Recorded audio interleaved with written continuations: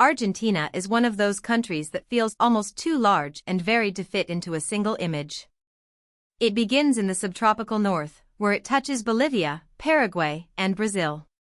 It stretches through vast plains and cities, past wine regions and mountain frontiers, and finally reaches the cold, wind-swept edges of Patagonia and the Drake Passage.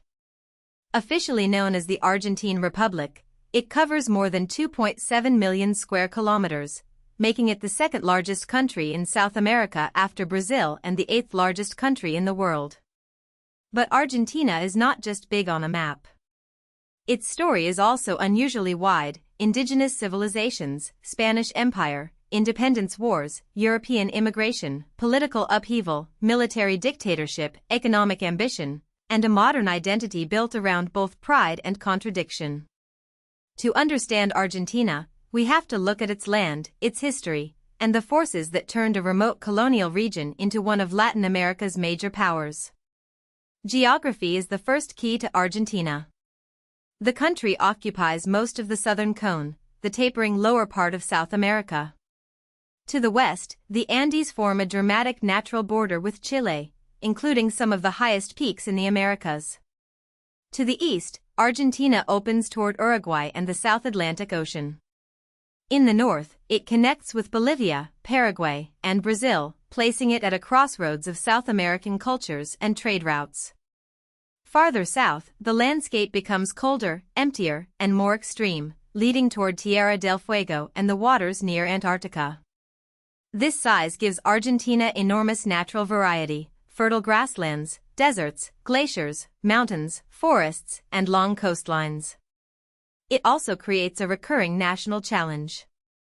Governing such a vast territory requires strong institutions, transportation networks, and a shared sense of identity across regions that can feel very different from one another.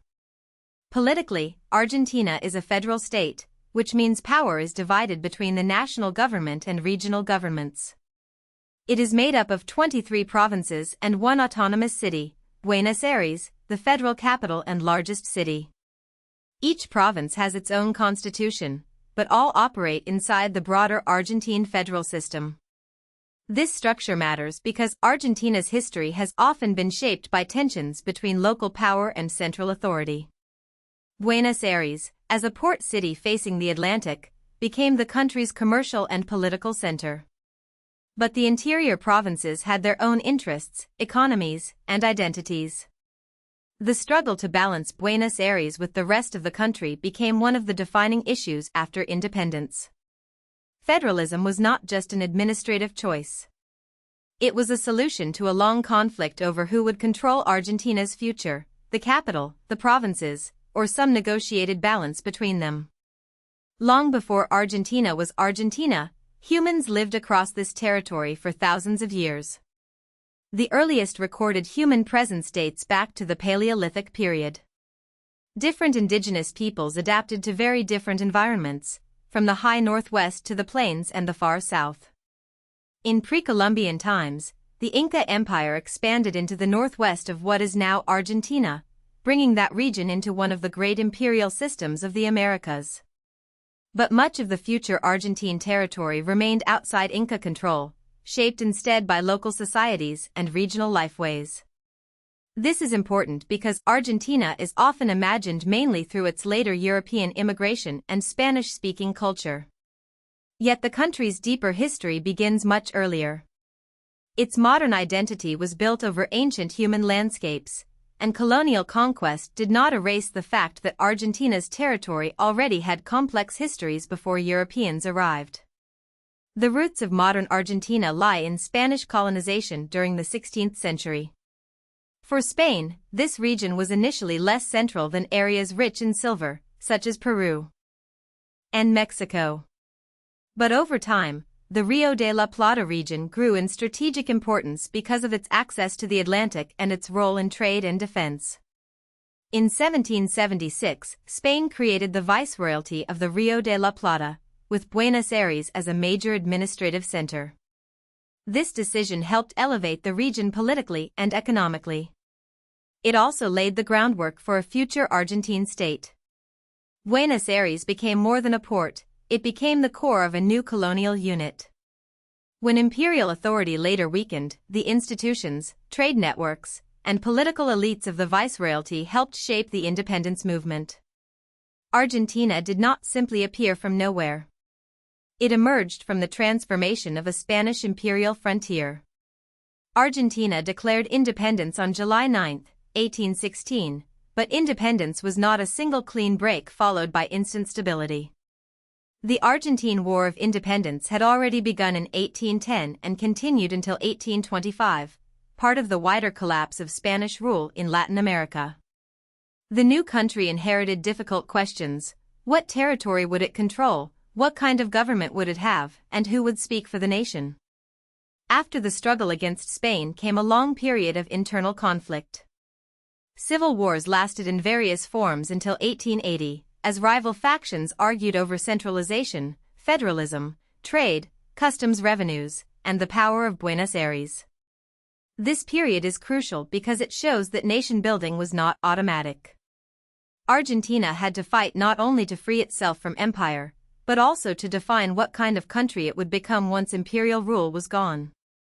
By 1880, Argentina was reorganized as a federation and entered a period of relative peace and stability. This era helped shape the Argentina many people recognize today.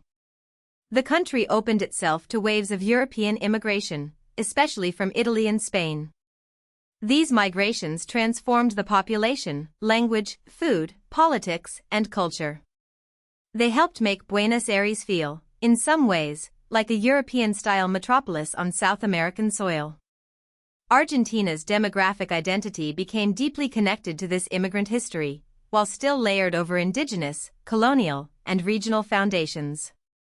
During this period, Argentina also grew economically, exporting agricultural products from its fertile plains.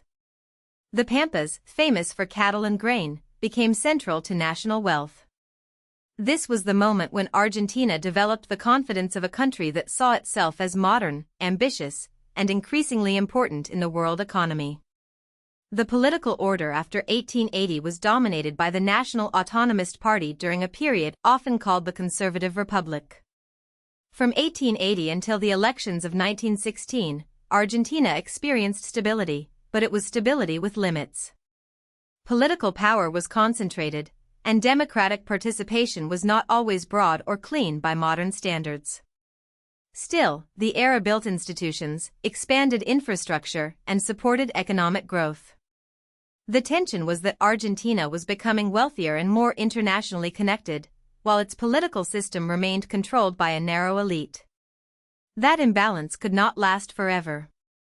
As society changed, pressure for broader participation increased.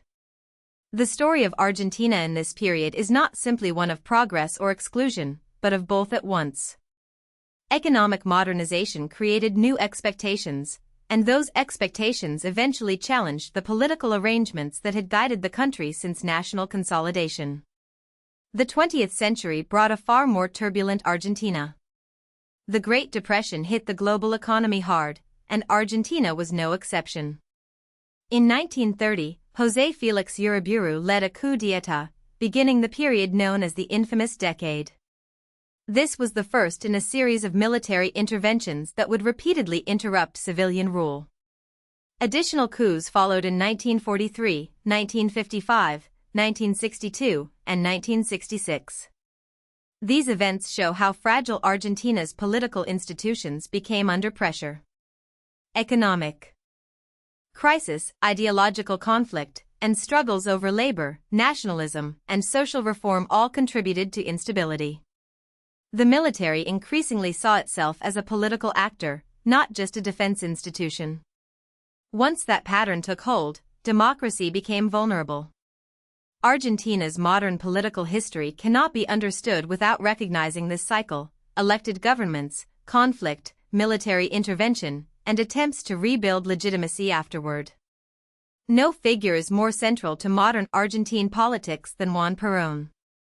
Although the article's timeline highlights the aftermath of his death, his movement, Peronism, shaped Argentina long before and long after him.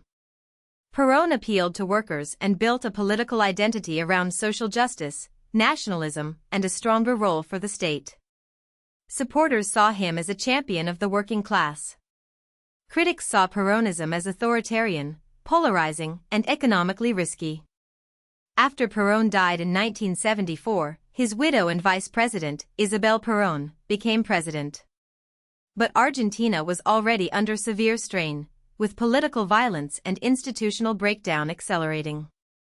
In 1976, she was overthrown in another coup. This transition marked one of the darkest chapters in Argentine history, because the new military junta would not merely govern. It would wage a campaign of repression against parts of its own society.